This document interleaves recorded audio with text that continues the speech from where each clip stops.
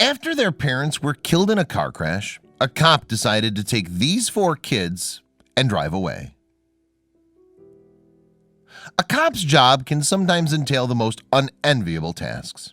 Nathan Bradley, a trooper from Georgia State Patrol, can certainly attest to that, as he responded to a fatal car crash in October 2015. However, after traveling to the victim's house, he decided to take the 4 children and drive away. Donald and Crystal Howard, residents of Morgan County, Georgia, were parents to a quartet of kids named Justin, Amaya, Damian, and Travion. For close to a decade, Donald was a member of the United States Army, serving 2 tours, one in Afghanistan and another in Iraq. Following a knee injury, though, he was honorably discharged. As for Crystal, she acted as a teacher to her 4 children, homeschooling them alongside her husband. In October 2015, the young parents prepared themselves for what looked to be a busy Halloween night.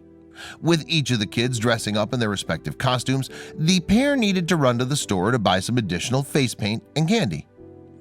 After grabbing what they needed, Donald, 33, and Crystal, 29, then made their way back to the house.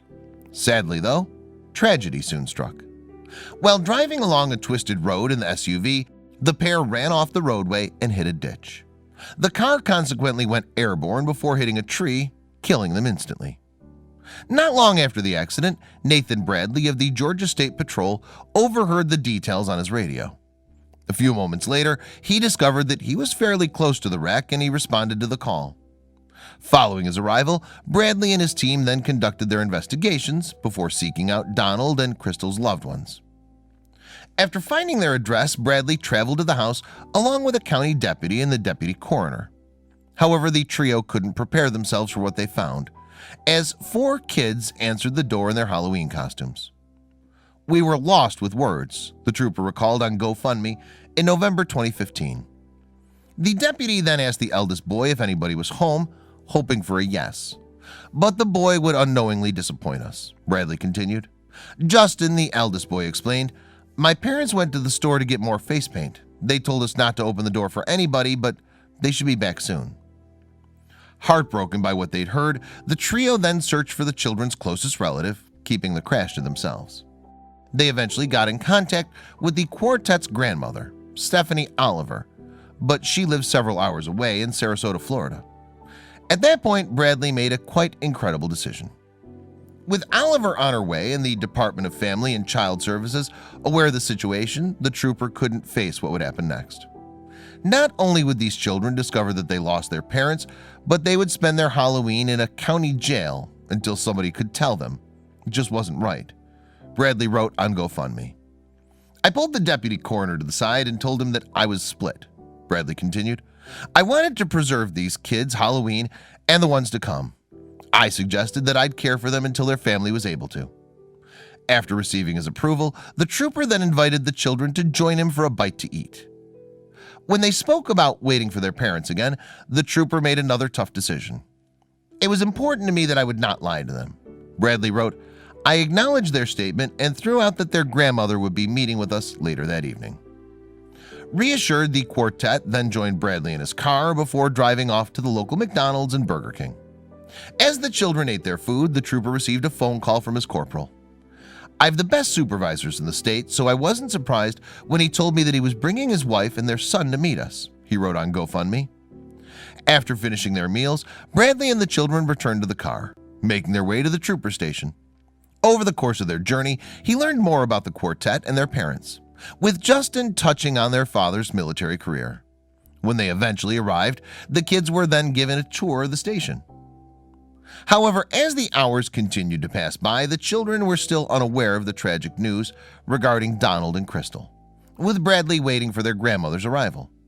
However, several people traveled to the station to offer their assistance, bringing with them bags and buckets full of candy. The children spent the night at the station before Oliver arrived in the early hours of the morning.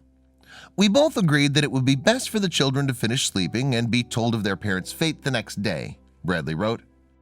"We hoped that they would then relate the tragedy to November 1st rather than Halloween." Oliver planned to take the children back to Sarasota to live with her and her daughter, Charlie Dismuke. However, the house wasn't big enough, as Dismuke's son and niece lived there as well.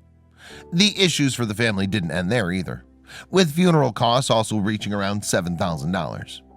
With that in mind, Justin contacted Bradley to update him on the situation, which prompted the trooper to act. He set up a GoFundMe page on November 3rd, 2015, aiming to raise the money required for Donald and Crystal's funeral.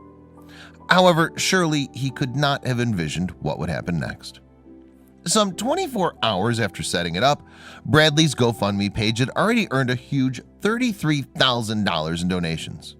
But before long, the total had reached over $500,000, with that money being kept in a trust fund.